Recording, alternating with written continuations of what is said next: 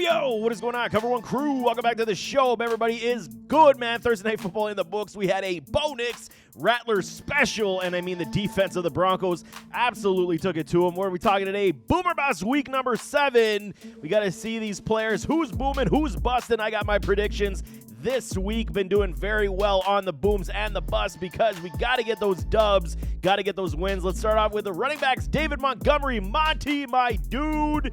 Okay, he wasn't necessarily my dude, but now he is my dude because he is that good. Taking on those Minnesota Vikings in a huge contest in the NFC North. And I mean, okay, the Lions are coming off a massive beatdown versus those Cowboys, while the Vikes, they're coming off a cushy bye week with rest, and they're ready to take on these Lions. It is a massive, massive showdown between both of these clubs right now. Monty's been an absolute beast this season, 85.5 points right now, half PPR, and virtually automatic getting in that end zone. I mean, he's posting 100% boom rate so far in 2024. I mean, what can stop this man? Absolutely nothing.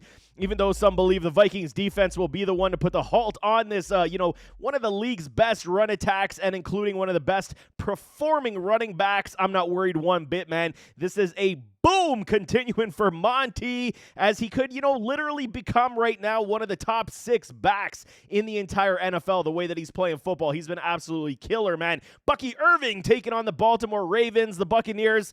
Okay, they've been a joy to watch most weeks. They have some stumble. Baker's been playing well. They even started slow last week and ended up, lighting up those New Orleans Saints. And, I mean, Baker does continue to move the ball, with the aid of the good run attack, which has been a very good revelation here for the Buccaneers. And rookie Bucky Irving has shown very good ability. And, I mean, he's been trusted for the most part, even in the most opportune times in the games from the coaching staff. And Rachaad White also dealing with that injury. And this, my dude, he was my dude, Sean Tucker. He exploded on the scene last week. Loved his game at Syracuse. Fell in the draft due to that heart issue and then fell out of the draft. So, I mean, he's got talent for days. Exploded on the scene, like I'm saying. 35 points, y'all, for a Sean Tucker. And, I mean, even though Bucky's only got one boom game in the first 6, I mean, picking up 17 last week was what we fully expected without a Rachaad White with the added volume. Now, potentially, a 3-headed monster is coming. White should suit up in this contest. Have not seen official word yet. I will keep you updated in the comments as well. And then facing a very stingy Ravens defense, I'm calling a bust week for a Bucky Irving. Definitely play with caution this week. Brian Robinson Jr. taking on the Carolina Panthers. And, I mean, sitting last week with that knee injury has hampered him basically the last 3 weeks as well. And, I mean, B-Rob, he's been good to go this week by all reports in a dope matchup, no question, versus the lowly Carolina Panthers. And the Commies, they do things extremely well. One of those is running the football with ease. I mean, Cliff Kingsbury's got this thing humming, along with the unbelievable play of rookie Jaden Daniels anchoring the ship. Just absolutely killer right now.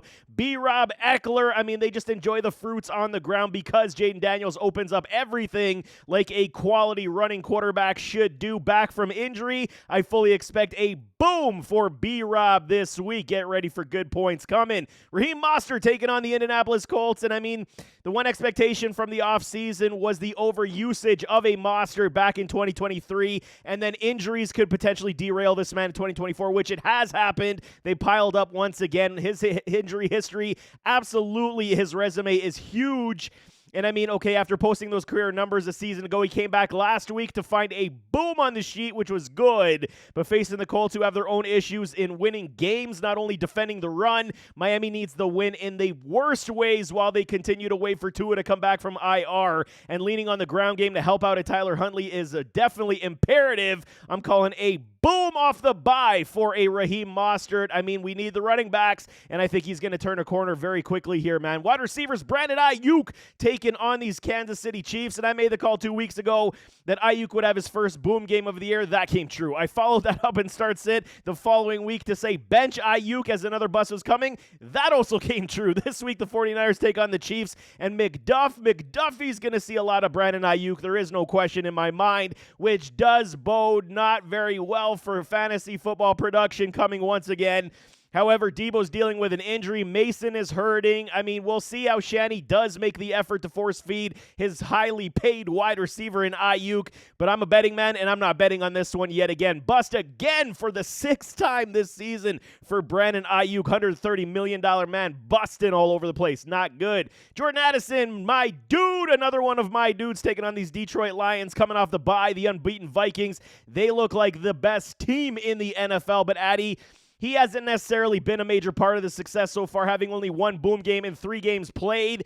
But yes, the boom game was huge. Hitting a 20-plus point spot in that boom was absolutely phenomenal. But, I mean, going into the bye week with only, 5 points on the board before they went into the bye, this is a massive showdown. They need all hands on deck. They're going to require Addison to be that dude as well. And, I mean, we could see a massive shootout after a slow, safe first quarter by these offenses. Big for Detroit that Aiden Hutchinson is out, so we'll see how that does impact the Lions' defense, see how they're going to rebound. But Addy should see his role continue to increase as his health increases, which means boom, baby, boom for my dude, Jordan Addison. George Pickens taking on the New York Jets.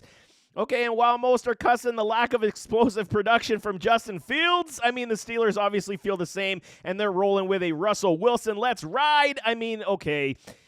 Can he really elevate this offense that much more than what Justin Fields has done so far? We'll see. I'm a skeptic, and I'm not overly convinced that Russ is still old school magic left in the tank. I really don't see it, and it should be a very short leash on the man as well because the Steelers have been winning games with a Justin Fields. If the Steelers lose, Coach Tomlin's got a big problem on his hands in terms of optics. What are you going to do, man? You move away from Fields, who's winning, to a Russell Wilson who's losing? I mean, if it does happen that way.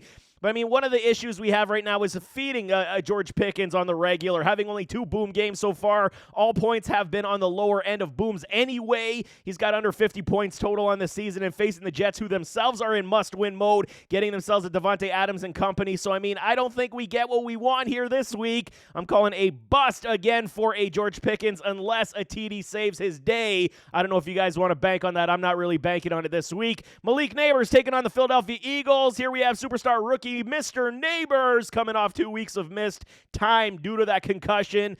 But he's ready to go back this week, taking on these Eagles. Neighbors has a nice 75% boom rate on the season so far and looking to get back on track in a very big way. And, while we see certain players, they're built different. Malik is, he fits that mold of being one of those guys that is just different. Hoping Danny Pennies can get out of his own way, elevate this run game with a Tyrone Tracy, which has been nice. So, the future does look pretty good with Malik Neighbors, Tyrone Tracy. Things do look nice here, and I'm saying back to boom for a Malik Neighbors this week. Evan Ingram taking on with the tight ends, taking on these New England Patriots in London.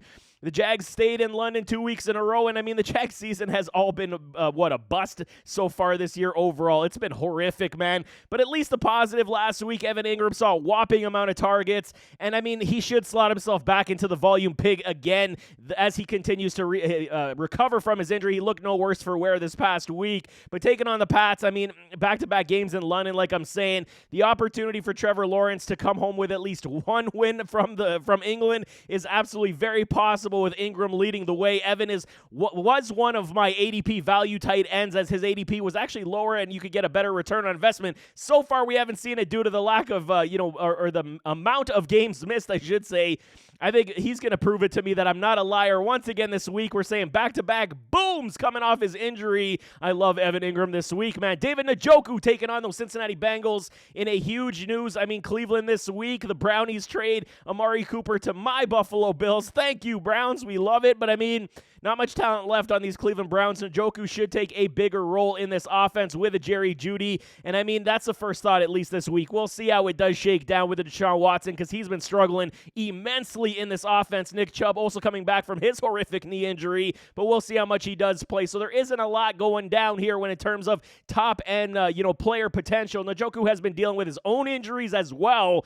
No boom games to speak of as 3 played. It is not a good situation. Taking on a Bengals team who actually actually did look better on defense last week versus the Giants. We'll see how they do come out this week. And I mean, they got to use David Moore to move the ball, right? It has to be. So I'm calling a risky boom based on potential target volume share increase now that Amari Cooper is no longer here. Tucker Kraft taking on those Houston Texans. And I mean, after posting 2 booms in weeks 4 and 5, the Packers got all their wide receivers back. Watson is back. Romeo Doubs, he's back with an impact last week. Like I told you, I'll sleeper appeal for a Romeo Doubs, and he hit big, man. Kraft, I mean, we'll see his usage pulled back quite a bit, I do believe. The bigger issue is the lack of dominating rushing upside, I want to believe, on this Green Bay Packers team. And I think they want to be a better running team, which should keep Kraft on the line with potential more play-action passes, which still will keep him involved. But you got to keep him on the line to block for these running backs. However, facing the Texans, and I mean, they're building secondary. I'm still a fan of the defense. Even though they've had lapses, a lot of focus should be on Reed and Watson.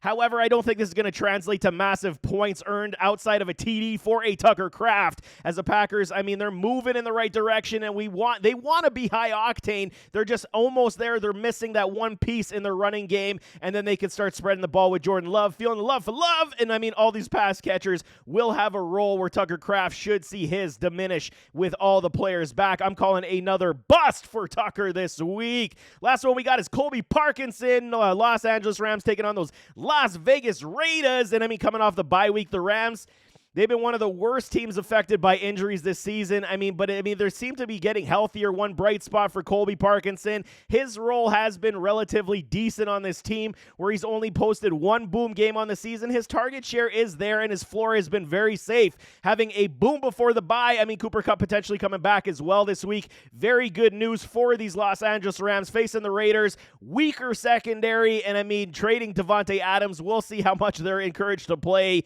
and it should provide opportunity this week in that secondary as well. The points have been steady, but not over the top. So if you're looking for that safe floor tight end with potential TD upside, I do like Colby week in, week out. Hopefully he finds his way into the end zone this week. I'm still calling a boom for a Colby Parkinson. But there you have it. That is Boomer Bust week number 7.